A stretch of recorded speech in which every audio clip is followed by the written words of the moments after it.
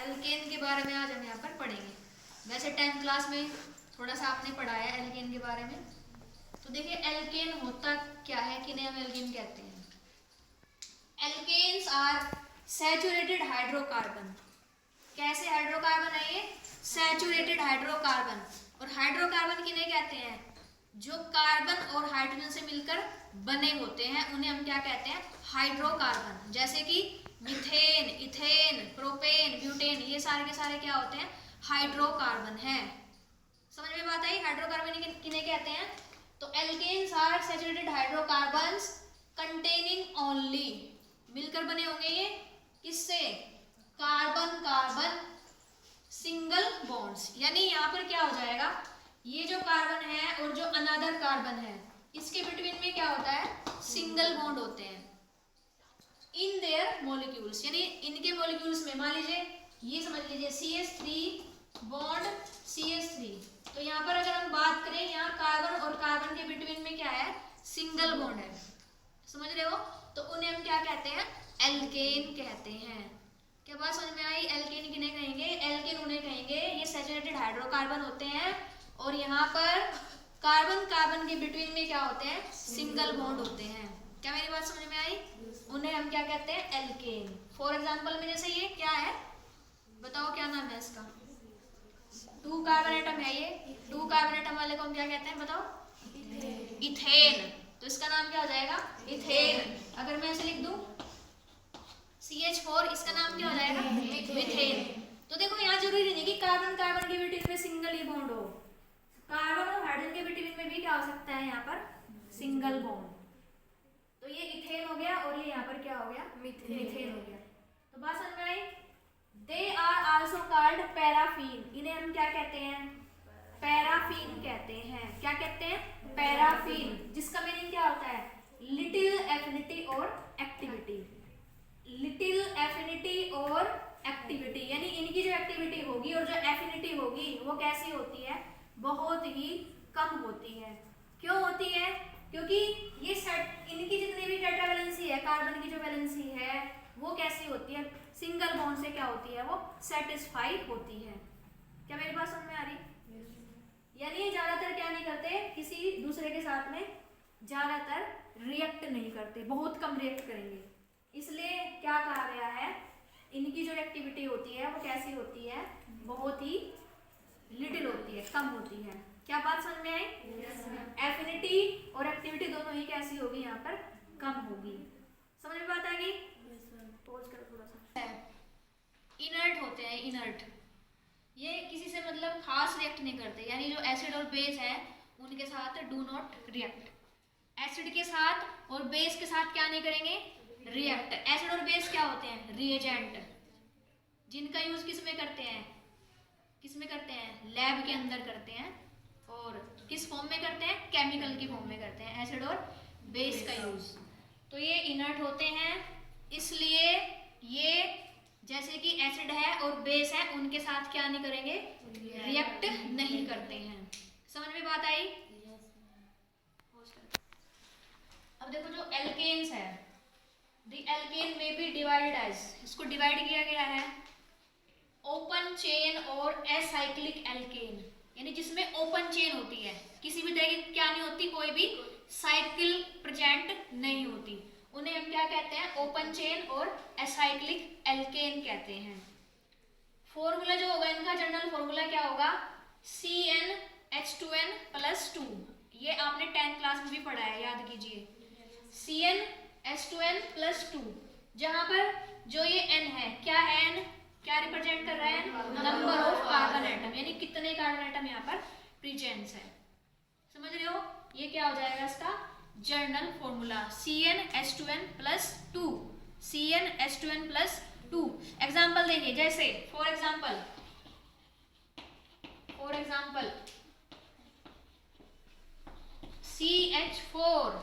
CH4 यहाँ पर क्या है? कार्बन की संख्या कितनी है? नंबर ऑफ कार्बन एटम कितने प्रेजेंट है? 1। तो 1 कार्बन एटम को हम क्या कहते हैं? मीथेन। क्या कहते हैं? मीथेन। इसी तरह से C2H6, इसे क्या कहते हैं? इथेन। क्या कह देंगे? इथेन। इसी तरह से प्रोपेन CH3 CH2 CH3 क्या हो जाएगा CH3 CH2 CH3 ये क्या हो जाएगा प्रोपेन 1 2 3 कार्बन एटम है तो इसका नाम क्या हो जाएगा प्रोपेन हो जाएगा। इसी तरह से अगर CH3 CH3 CH2 CH2 CH3 तब इसका नाम क्या हो जाएगा नंबर ऑफ कार्बन एटम कितने हैं 4 प्रेजेंस है तो इसलिए इसका नाम क्या हो जाएगा ब्यूटेन। क्या हो जाएगा ब्यूटेन। तो ये क्या कहलाते हैं ओपन चेन और एसाइक्लिक एल्केन कहलाते हैं जिनमें केवल क्या होती है ओनली चेन होती है और कार्बन कार्बन के बिटवीन में क्या होता है सिंगल बॉन्ड होता है। उन्हें हम क्या कहते हैं ओपन चेन और एसाइक्लिक एल्केन कहते हैं और इनका जनरल फॉर्मूला CnH2n+2 होता है। क्या मेरी बात सभी बच्चों को समझ में आई? Yes ma'am. और ये लिटिल रिएक्टिव होते हैं एसिड और बेस के प्रति। समझ में आ गया सभी को? यस। चलो बहुत अच्छा है। ओपन चेन पढ़ ली थी हमने। अब हम साइक्लो एल्केन के बारे में पढ़ेंगे। साइक्लो का मतलब होता है जिसमें साइकिल आ जाए। साइकिल वो चलाने वाली साइकिल नहीं बल्कि क्या रिंग फॉर्म में हो जो, ठीक है, साइकिल के फॉर्म में हो। साइक्लो एल्केन्स और साइक्लिक एल्केन इसके बारे में पढ़ेंगे। और देखो क्या होते हैं ये। These are simple alkane. कैसे होते हैं? सिंपल एल्केन होते हैं। These contain a closed chain और इसमें क्या होती है क्लोज्ड चेन होगी और रिंग। क्लोज्ड चेन और क्या होती है रिंग होती है इन देयर मॉलिक्यूल्स। यानी जो मॉलिक्यूल्स बनेंगे ना मतलब इसके अंदर वो मिलकर के क्या बना देंगे क्लोज्ड चेन या फिर क्या बना देते हैं रिंग बना देते हैं। They have the general formula. इनका जो जनरल फॉर्मूला होता है क्या होता है CnH2n। CnH2n समझ में बात आई? साइक्लो एल्केन्स और साइक्लिक एल्केन किनको कहेंगे? क्या होते हैं? दीज आर सिंपल एल्केन है और ये कंटेन होते हैं किससे मिलकर क्लोज चेन और या फिर रिंग से, ठीक है। They have the general formula CnH2n। तो देखिए फॉर एग्जाम्पल जैसे मैं लिख दूं यहाँ पर प्रोपेन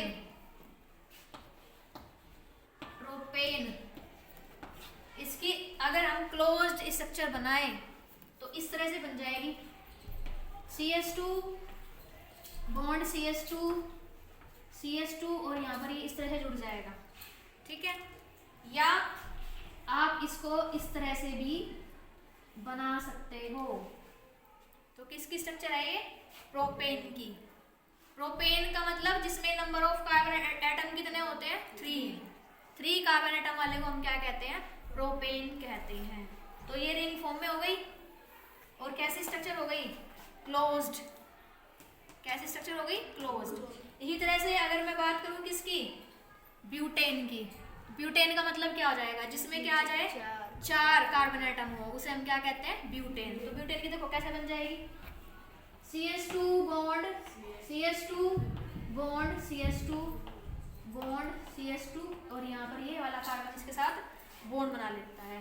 इसको हम ऐसे भी लिख सकते हैं इस तरह से, समझ गए? यानी इनका मतलब है क्या यहाँ पर भी कार्बन एटम है यहाँ भी कार्बन एटम है यहाँ भी कार्बन एटम है और यहाँ पर भी क्या है कार्बन एटम है। समझ रहे हो?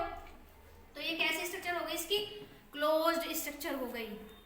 क्लोज्ड स्ट्रक्चर हो गई और इनको हम क्या कहेंगे साइक्लो एल्केन। क्या बोलेंगे साइक्लो एल्केन। साइक्लिक फॉर्म में है ये।